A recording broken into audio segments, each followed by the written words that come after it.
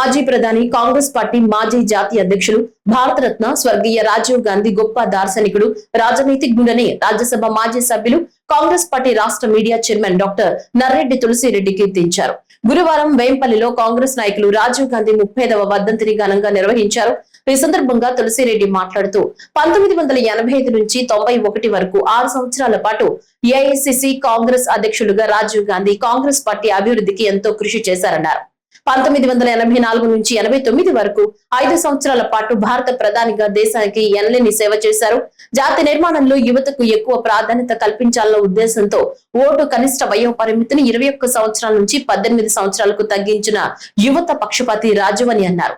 స్థానిక ప్రభుత్వాల్లో మహిళలకు 33% రిజర్వేషన్లు కల్పించి మహిళా సాధికారతకు కృషి చేసిన మహిళా పక్షపాతి, 73, 74 రాజ్యాంగ సవరణ చట్టాల ద్వారా స్థానిక సంస్థలకు రాజ్యాంగ ప్రతిపత్తి కల్పించి బాపూజీ కలలు కన్న గ్రామ స్వరాజ్యానికి బాట వేసిన దార్శనికుడు, దేశంలో ఎలక్ట్రానిక్ సమాచార విప్లవానికి ఆద్యుడు.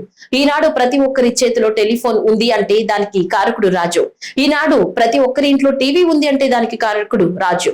1991 మే 21న తమిళనాడులోని శ్రీ పెరంబదూరు వద్ద ఎల్టీటీఈ ఉగ్రవాదుల దురాగతానికి రాజీవ్ గాంధీ బలైపోయారు. భారత మాజీ ప్రధాని, భారత జాతీయ కాంగ్రెస్ మాజీ జాతీయ అధ్యక్షులు, భారతరత్న బిరుదాంకితులు స్వర్గీయ రాజీవ్ గాంధీ గారి 35వ జయంతి. 35 సంవత్సరాల క్రితం ఇదే రోజు అంటే 1991 సంవత్సరం మే 21వ తేదీన ఎన్నికల ప్రచార సందర్భంగా తమిళనాడులోని శ్రీ పెరంబదూరు వద్ద ఎల్టీటీఈ ఉగ్రవాదానికి రాజీవ్ గాంధీ గారు బలయ్యారు. ఈ భూమి మీద కొన్ని వేల కోట్ల మంది పుడుతుంటారు, గిడుతుంటారు. కానీ వాళ్ళల్లో అతి కొద్ది మంది మాత్రమే ఈ భూమి మీద తమ శాశ్వత ముద్రంటూ వేయగలుగుతారు. వారే చరితార్థులు, వారే చరిత్రకారులు, వారే కారణజన్ములు, వారే యుగ పురుషులు.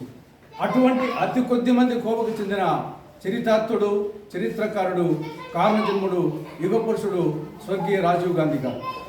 ఆయన గొప్ప పరిపాలనాధ్యక్షుడు, దార్శనికుడు, రాజనీతిజ్ఞుడు.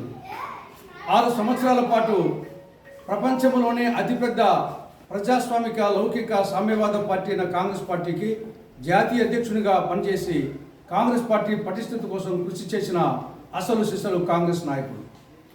5 సంవత్సరాల పాటు ప్రపంచంలోనే అతిపెద్ద దేశమైనటువంటి ప్రజాస్వామ్య దేశమైన భారతదేశానికి ప్రధానమంత్రిగా సేవలు అందించాడు ఆయన.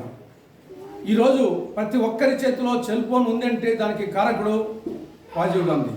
ఈరోజు ప్రతి ఇంట్లో టీవీ ఉందంటే దానికి కారకుడు రాజీవ్ గాంధీ.